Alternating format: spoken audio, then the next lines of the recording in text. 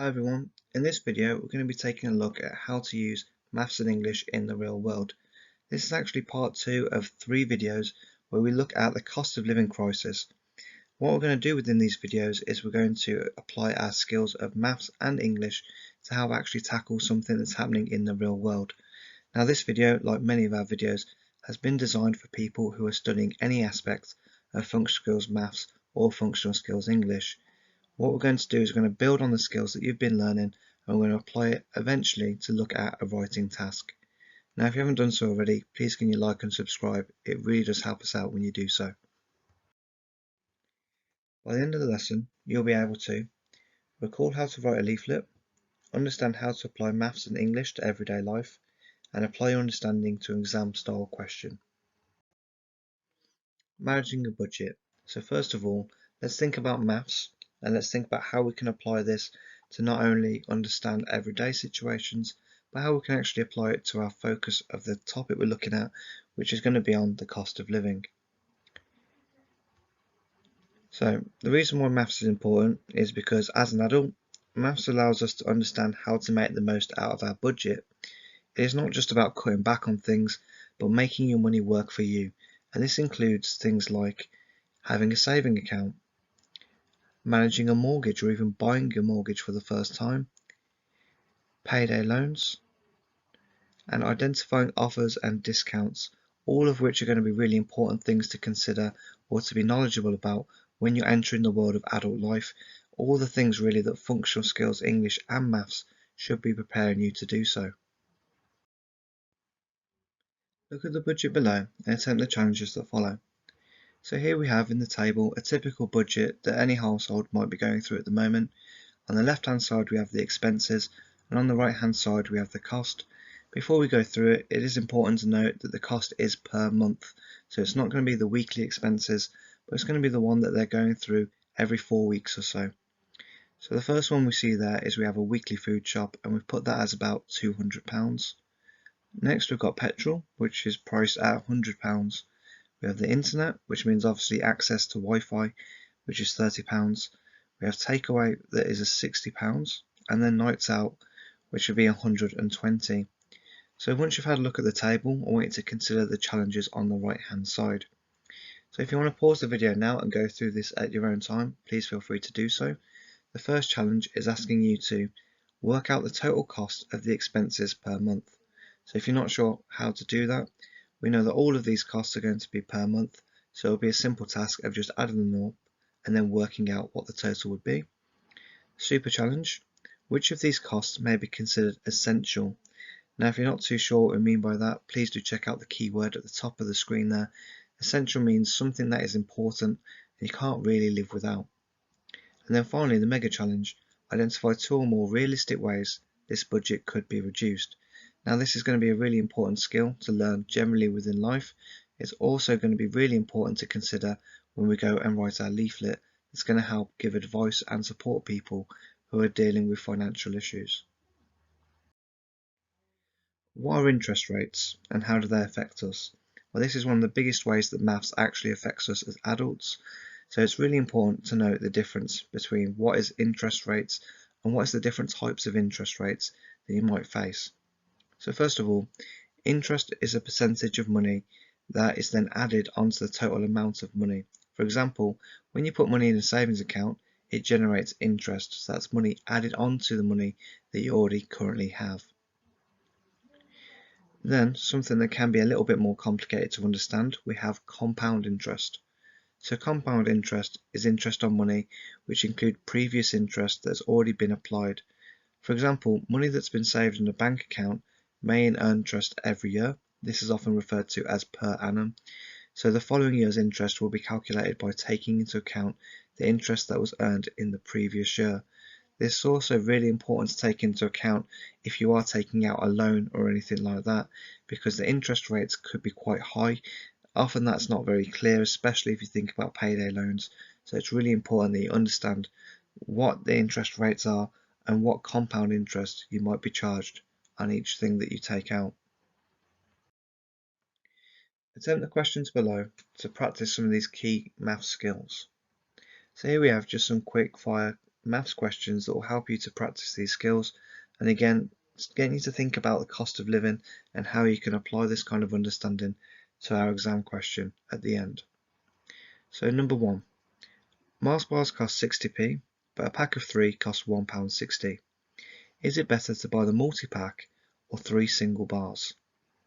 So if you're not sure about this one of the key things with actually understanding maths is understanding the English that goes with it. So being able to break it down and really understand where the maths problem is and ignore parts of the English question that you don't need to be aware of.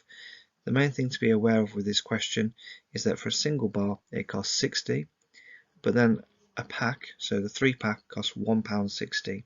So you need to work out of those options which one would be the best value for money. Question 2. Sarah's weekly shop is £120, but she has a 20% discount code. What is the final cost for a weekly shop? Now, when you're dealing with percentages, it can be quite a tricky thing to do. A good habit to get into, for example, is first by finding 10% of the number and then timesing it by 2, and that will help you arrive at what 20% is. Number 3. Sarah takes out a loan of £700 from a payday loan company. They charge her 15% per month. How much money will she owe after 2 months? Number 4. Tina wants to buy a new sofa. She's going to sell her old one for £75 and then buy a new one for £359. What is the price difference between the two sofas? Number 5. Sam buys the following items from the shop. Calculate the total cost of the items. So we have bread times 2, which is £1.60, a bag of sweets times 2, which equals £3, milk times 1, which is 90, and toilet roll times 1, which is £3.80. Where we have bread times 2 and sweets times 2, that is still the total cost of both items as well. So don't get too confused by that. The total amount that you need to calculate is there for £1.60 for the bread, so that's 2 loaves of bread, and 2 packets of sweets, which together would be £3 in total. Now if you want to pause the video here and go through it at your own time, please feel free to do so. We're now going to jump ahead and look through the actual answers. Class feedback. Check your answers against the ones below. Number 1. It is better to buy the pack of 3, which would save you 20p in the long run. So I know that this isn't the biggest saving in the world, but just understanding simple things like this is a real key way to start thinking about managing and budgeting your money. Number 2. So we're thinking about Sarah's weekly shop there. It's £120, but she has a 20% discount code. So what is the final cost for a weekly shop? So remember, you're not trying to work out what 20% is of 120. So that would be £24. Instead, you're actually taking £24 off the total cost, which would mean that the total cost for Sarah's food shop will be £96. Number 3, Sarah takes out a loan for £700 from a payday loan company. They charge her 15% per month. How much will she owe after 2 months? So remember, this is talking about actually adding on the interest as well, so it is quite a complicated thing to think about. The total cost would be £925.75. So you can see there that when you do have this kind of compound interest, something that can seem like quite a reasonable amount of money, £700 to borrow, is going to skyrocket after a month or two and soon start to grow in terms of the interest that's being added. So number 4 is a very typical maths question that we have there, and it's getting you to think about a sofa. So she's buying a sofa for £75 and buys a new one for £359. What is the price difference between the two sofas? And we have £284. Number 5, what we had to do with number 5 was add up all the total of the items to work out how much the shop cost. So in total, it would have cost £9.30 for all of the items. Now that we've had a look at how maths actually comes into this question, we're going to look back at the question that we're going to focus on for writing. So again, all of this that you've went through for video 1, so the first part of the video going through the cost of living crisis, and all the way up to the third one, which will be uploaded soon as well, all of this is going to work together to help you respond to this question. So the question says then, you've been asked to write a leaflet aimed at families advising them on how to deal with the cost of living crisis. In your response, you should write in the format of a leaflet, use the appropriate tone for the question, use a range of defiance techniques. So these are the bog standard things that you would get within your exam. When you do have a question like this, it's important to go through the same steps that we go through when we attempt a question like this. So the first thing to think about would be to identify the TAP of the exam question. The super challenge would be what kind of mood or tone should your writing have. And finally, recall the organisational or presentational features needed for a leaflet. Now if you're unsure about how to respond to any of these questions, then please do check out our next video.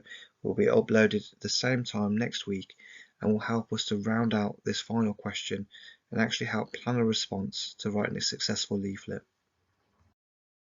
If you need any additional support or help, then new videos will be added every single week. Alternatively, leave us a comment below or visit our partner channel Book One Teaching for more lessons and guidance on all things English. Thanks ever so much guys, and again if you've stayed this far to the video, please do like and subscribe. It really does help us out when you do so. Thanks, bye bye.